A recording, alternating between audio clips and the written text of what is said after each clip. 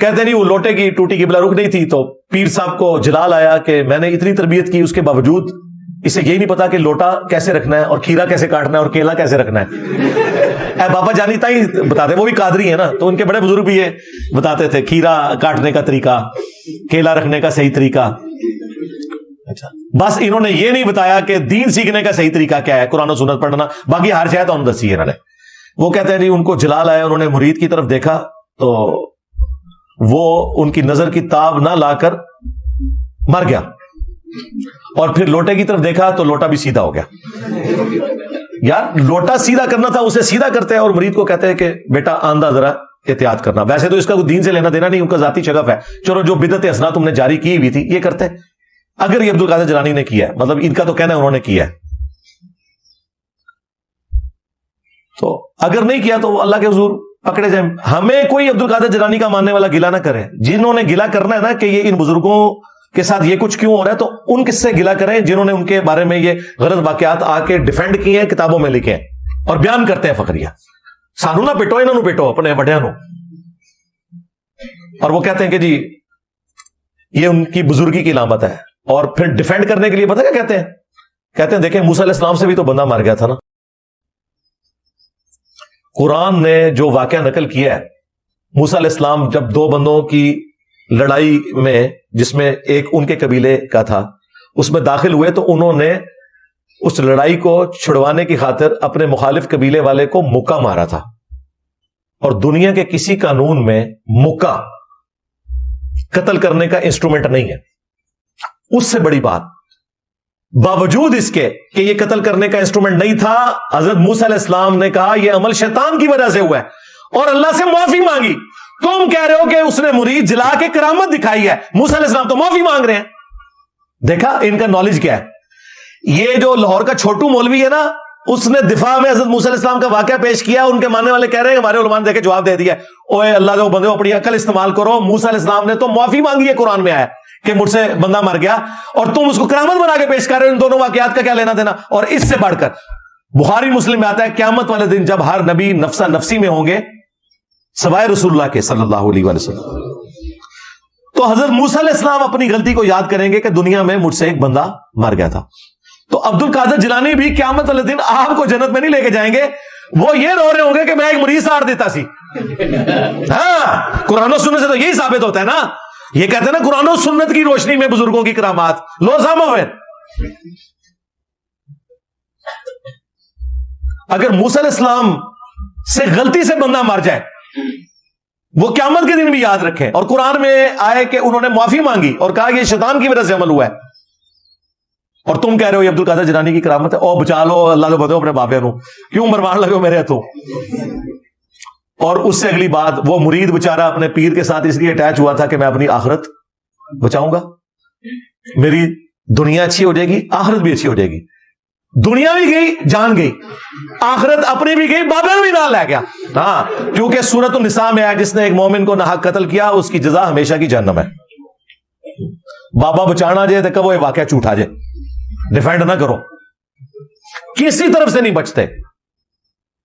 کرامت تو ہے نہیں، یہ گناہ کا کام ہے ان کا، اور کہیں کہ اس کے بعد وہ کئی رات تک رو رو کے معافی مانگتے رہے کہ میں نے مرید کے ساتھ یہ غلط کیا۔ اور یہ صوفی تھے، اور یہ کہتے ہیں نبی الاسلام سب سے بڑے صوفی تھے۔ نبی الاسلام تو ایسے نہیں تھے، بخاری مسلم میں حدیث ہے، انس بن مالک کہتے ہیں میں نے 10 سال تک نبی الاسلام کو وضو کروایا، 10 سال کا بچہ تھا، میری والدہ ام سلیم چھوڑ گئی نبی الاسلام کے پاس، میں آپ کی خدمت کرتا تھا، کئی بار آپ مجھے کام کے لیے باہر بھیجتے تو میں بھول جاتا، بچوں میں کھیلنا شروع کر دیتا، لیکن 10 سال میں نبی الاسلام نے مجھے کبھی نہیں ڈانٹا، کبھی یہ نہیں کہا کہ تو نے یہ کام کیوں کیا، یہ کیوں نہیں کیا۔ کتنی دیر بعد جب گھر سے نبی الاسلام نکلتے تو کہتے 19، یعنی پیار سے وہ نام لیتے کہ میں نے بیٹا تمہیں اس کام بھیجا تھا، بس اس سے زیادہ کچھ نہیں۔ تمہارے پیر مریدوں کو جلا کے راکھ کرتے ہیں اور دعویٰ کرتے ہیں ہم اس پیر کے ماننے والے ہیں، بھئی اس پیر کے ماننے والے ہوتے تو شفقت والا معاملہ کرتے، لہذا تمہارا یہ دعویٰ کہ صوفیاء اللہ کے راستے کے اوپر ہوتے ہیں اور یہ شریعت کا کوئی اعلیٰ ترین درجہ ہے، نہیں بھائی، یہ مسٹسزم ایک تماشا ہے جو بدھسٹ کے اندر بھی ہے، کرسچنز میں بھی رہبانیت کے نام پہ موجود ہے، ہندوؤں کے اندر بھی موجود ہے، اور مسلمانوں کو بھی یہ وائرس لگ گیا ان کا۔ لیکن چونکہ ان کی مجبوری ہے, اللہ رسول کا نام لیتے ہیں تو کہیں سے کوئی چیز ثابت کرنے کی کوشش کرتے ہیں. ادروائز جب سے ہماری ویڈیو سامنے آئی ہے تو کوئی قرآن و سنت سے بھی ان کی بات ثابت نہیں ہوتی, الٹا میں پوسٹ مارٹم ہی کر دیتا ہوں. 3 واقعات ہو گئے, چوتھا سنیں. وہ ہمارے جو مرشد ہیں سیالکوٹ والے مصباحی صاحب, مصباحی صاحب ایک بزرگ کی کرامت بیان کر رہے ہیں اور وہ بحری جہاز میں سفر کر رہے ہیں. بحری جہاز کسی بزرگ کو نہیں بڑھیا, سٹیم انجن کسی کو نہیں بڑھیا, صرف انجن روک دے سن جی. انجن چھالا مارتا سی, اگے نہیں سی ٹوٹتا, بزرگوں نے نگاہ مار کے روک لیا. انجن دے کسی بزرگ کو نہیں بڑھیا جی. نیچے نگاہ مارتے تھے 7 زمینہ کراس, تیل بھی کراس ہو گیا. وہ تو 1944 میں ارامکو کمپنی نے تیل نکالا ہے سعودیہ سے. اس سے پہلے 1300 سال تک سارے بزرگ جاتے تھے حج عمرے کے لیے, کسی کو تیل نہیں نظر آیا وہاں پہ. گلا سنو انہاں دیاں. اچھا وہ کہتے ہیں جی وہ بحری جہاز میں جا رہے تھے حج کے لیے, تو بار بار آ کے وہ کیپٹن سے پوچھتے تھے کہ بھائی کب آئے گا جدہ. ان کو بڑی جلدی تھی, تو 2-3 دفعہ تو اس نے ٹالریٹ کیا. پھر اس نے کہا کہ بابا جی میں نہیں جدہ لے آ سکتا, تو اڈے کو کچھ ہوتا جاتے کر لو, میں تو کچھ نہیں کر سکتا. تو اس نے کہا کہ جی کون کون سی بندرگاہیں آتی ہیں, تو بتانی شروع کی, اور اینڈ پہ اس نے کہا کہ اس کے بعد آئے گا پھر جدہ. تو بابا جی نے کہا لو پھر آ گیا جدہ, اور کہتے ہیں جی وہ ساری بندرگاہیں کراس ہو کے ڈائریکٹ بحری جہاز جدے پہنچ گیا. اور وہ کہتے ہیں سبحان اللہ, اللہ دے بندے ہو ڈر جاؤ. کتنی جہلانہ باتیں آپ کے بزرگوں کی طرف منسوب ہیں. ہم جو یہ کہتے ہیں تمہارے بزرگوں کو نہ نماز روزے کا پتہ, نہ استنجا کرنے کا پتہ, نہ حج عمرے کے مسائل پتہ. جدے سے پہلے ایک بندرگاہ, ایک مقام ایسا آتا ہے جس کا نام ہے یلملم, جو سب کانٹیننٹ کے لوگ, ایون ملیشیا, انڈونیشیا, اس پوری آپ جتنا فار ایسٹ سے جتنے لوگ آتے ہیں ان کے لیے وہ میقات ہے. اس سے پہلے آپ نے احرام باندھ لینا ہے. وہ اگر آپ نے کراس کر لیا تو آپ کے اوپر دم, یعنی ہر حاجی یا عمرہ کرنے والے کے اوپر ایک جانور قربان کرنا واجب ہو جاتا ہے. اور بابے کی جہلیت دیکھیں کہ سب کو ڈائریکٹ جدے پہنچا دیا. ہونا یہ چاہیے تھا اس واقعے میں, وہ کہتے کہ پہلے یلملم پہنچایا, اور بابا جی نے کہا جی اپنے اپنے احرام باندھ لو, ان میں اگلا جدہ لے آنے لگا جائے. اور جاہل بابے, انہوں نے دم واجب کروا دیا. ہویا کچھ نہیں, بے فکر ہو, تسی ٹینشن نہ لوگے, پورے بحری جہاز سے دم واجب ہو گیا. وہی کوئی نہیں, ابھی کہانی ہے یار. اگر اس طریقے سے جہاز پہنچا رہے تھے تو جہاز میں بیٹھے کیوں ہوئے تھے, ڈائریکٹ پہنچے نا. پیر بیر علی شاہ صاحب کے لیے کہتے ہیں گولڈا اسٹیشن ڈکلیئر نہیں کرتے تھے گورے اس زمانے میں. تو انہوں نے نگاہ ماری اور وہاں سے آگے ٹرین جاتی نہیں تھی, انجن وہیں کھڑا رہتا تھا. پھر مجبوراً انہوں نے گولڈے کا اسٹیشن بنایا. گولڈے کا اسٹیشن مجبوراً انہوں نے اس وجہ سے نہیں بنایا, وہ بیسیکلی جنکشن ہے, ملتان جانے کا ایک ٹریک وہاں سے, اس لیے ان کو وہاں پہ اسٹیشن بنانا پڑا ہے. دوسرا پشاور اور ٹیکسلا ہری پور کی طرف چلا جاتا ہے. اور خود پیر میر علی شاہ صاحب ٹرین میں بیٹھ کے کراچی تک جاتے تھے, اور کراچی سے بحری جہاز میں جاتے تھے. احمد صاحب بریلوی صاحب نے بھی بحری جہاز میں حج کیا ہوا ہے. اس زمانے میں تو ایئر فلائٹس نہیں تھی, یہ تو 70s کے بعد سٹارٹ ہوئی ہیں. تو یہ جہازوں میں کیوں بیٹھتے تھے, ڈائریکٹ اڑ کے پہنچتے نا. ویسے کہتے ہیں اڑ کے بھی پہنچ گئے, جھوٹ مار دینے. صحیح مسلم میں حدیث موجود ہے, بنو سلمہ ایک چوراہے پہ کھڑے تھے, نبی علیہ السلام پاس سے گزرے. آپ نے کہا کہ کیا ارادہ ہے؟ انہوں نے کہا یا رسول اللہ ہم مدینہ شریف شفٹ ہونا چاہ رہے ہیں, کیونکہ گاؤں ایریا سے آنا ہوتا ہے, مسجد دور پڑتی ہے ہمیں, تو ہم نے ارادہ کیا کہ مدینہ شریف میں ہی گھر لے لیں, آپ کے پیچھے نمازیں پڑھیں گے. تو نبی علیہ السلام نے فرمایا جتنے قدم چل کے آتے ہو نا اتنی نیکیاں تمہارے لیے لکھی جاتی ہیں. اچھا یہ حدیث تو صدیوں سے مسلم شریف میں موجود تھی, کسی کا دماغ ادھر نہیں گیا جو میری جو سوچنے سمجھنے کی صلاحیت پہنچی ہے کہ اگر صحابہ کرام نبی علیہ السلام کے پیچھے نماز پڑھنے کے لیے اتنا لمبا سفر کرنے سے تردد میں ہے اور مدینہ شریف شفٹ ہو رہے ہیں, حضور نے انہیں یہ کیوں نہیں کہا کہ تم اڑ کے آ جاؤ, بعد میں بابے اڑیں گے. اس زمانے میں کوئی نہیں اڑتا تھا. یہ آپ کو کہانی کراتے ہیں نا, بڑے سے بڑا غوث قطب ابدال ہو, کسی صحابی کے گھوڑے کے قدموں کی خاک کے برابر نہیں ہے. اور بھائی اگر غوث قطب ابدال اڑ رہے ہیں تو صحابہ کرام کو بھی اڑنا چاہیے تھا. وہ مسلم شریف میں لکھا ہے, یہ کہانی شریف میں لکھا ہوا ہے. اور دیکھیں اس کہانی نے, میں اس کو کہانی اس لیے کہتا ہوں کہ کوئی بھی مومن کسی جانور سے بدتر نہیں ہو سکتا, نعوذ باللہ. میں تو اس کو فراڈ سمجھتا ہوں, گھوڑے کے قدموں کی خاک. لیکن پھر بھی ان کا تو عقیدہ ہے نا کہ صحابی کے گھوڑے کی قدموں کے خاک جیسا ہے ہی کوئی نہیں, بابے تھے شاہی کوئی نہیں, یہ کہہ رہے ہوتے ہیں. تو میرا نعرہ تو اس سے سافٹ ہے, میں تو کہتا ہوں نبی کے جیسا ہے ہی کوئی نہیں, بابے تھے شاہی کوئی نہیں. یہ کہتے ہیں بابوں کی گستاخی کر رہے ہیں, اور تم تو کہتے تھے صحابی کے گھوڑے کے قدموں کی خاک جیسا کوئی نہیں, بابے تھے شاہی کوئی نہیں. دسو بڑا گستاخ کون ہے؟ لو سامو کہتے ہیں جی ثابت کرے نعرہ, ثابت کر دیے. ہاں لے جاؤ گھوڑے کے قدموں کی خاک نسوے تھوئے. یہ واقعات سنا کے آپ سے سبحان اللہ کہلواتے تھے. آندہ آپ واقعات سنیں تو کہا کریں لعنت اللہ علی الکاذبین، جھوٹوں پہ اللہ کی لعنت. پھر یہ ہمارے مصباحی صاحب کا وہ مشہور واقعہ جس میں وہ پی کے فلم میں بھی وہ سین ڈالا انہوں نے. بابا جی ہاں، اگر آپ ہوا میں سونا نکال سکتے ہو تو دیش کی غریبی کیوں نہیں مٹا دیتے بابا جی؟ ہاں، آئی ایم ایف کا قرضہ کیوں نہیں اتار دیتے بابا جی؟ بجلی کیوں نہیں پوری کر دیتے بابا جی؟ تو اچھا، یہ مصباحی صاحب کا بھی کیا قصور ہے؟ یہ بڑوں نے لکھا ہے، یہ کشف المحجوب میں واقعہ لکھا ہوا ہے.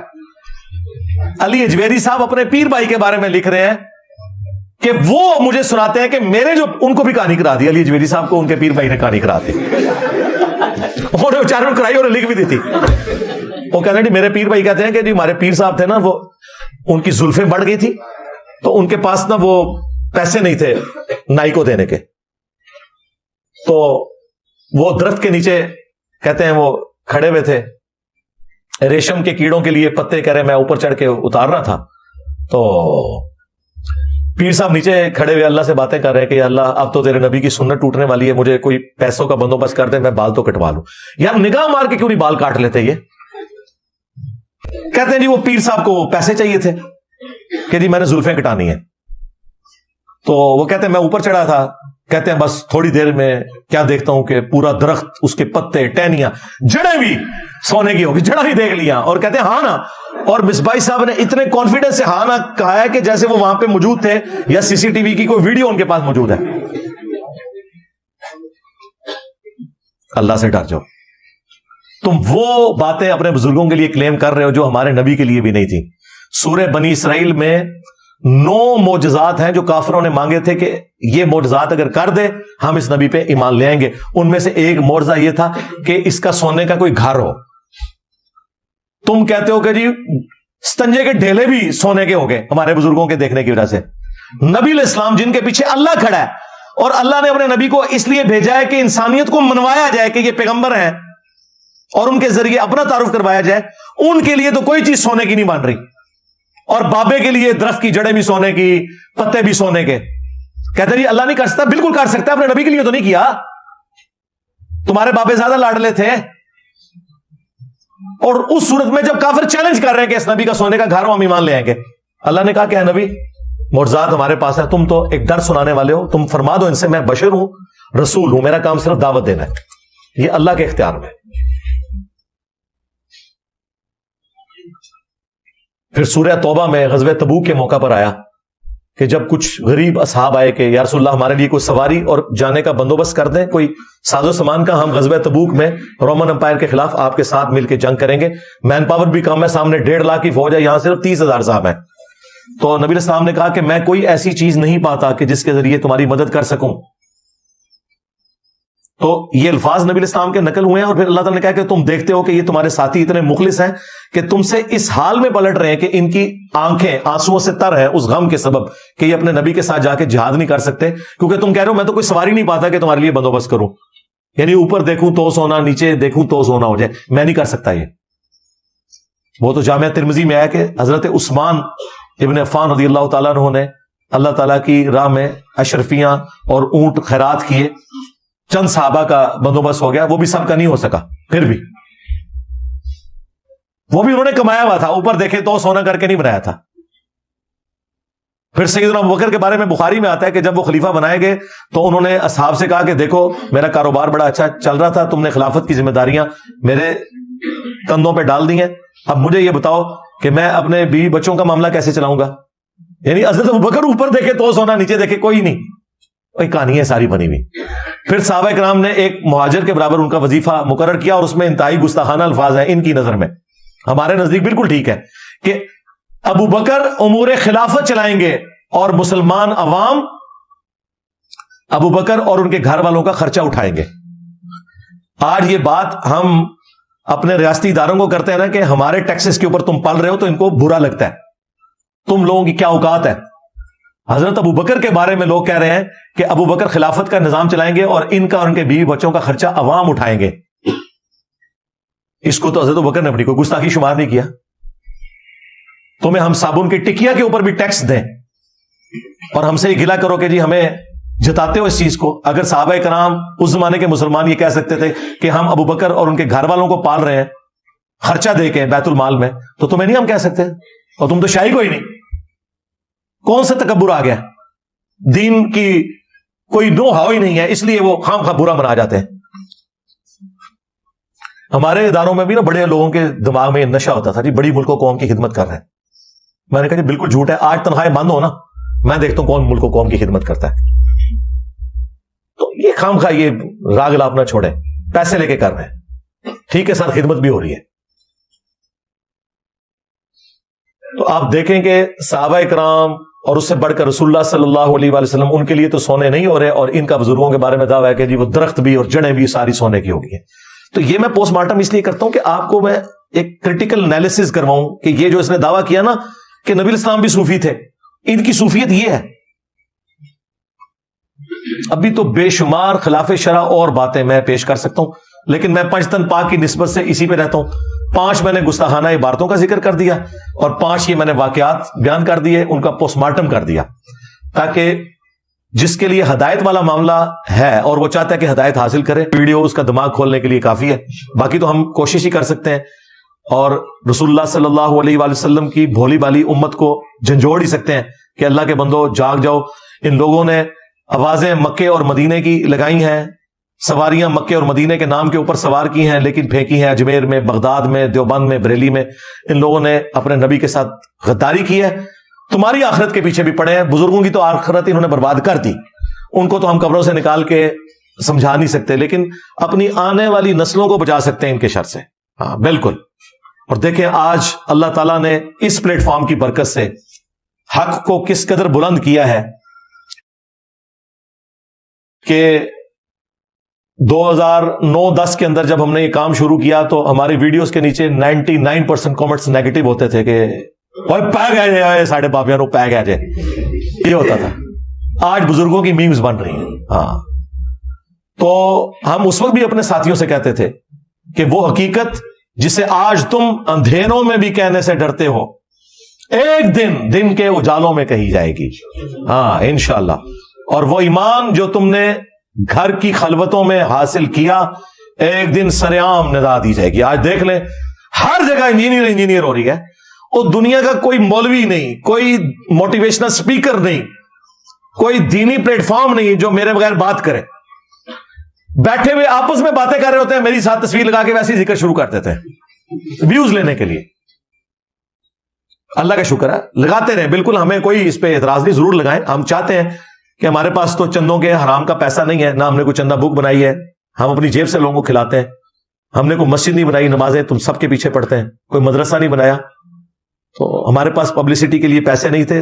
तुम्हारे बुजुर्गों ने ये सारी पब्लिसिटी की है, अल्लाह का शुक्र है।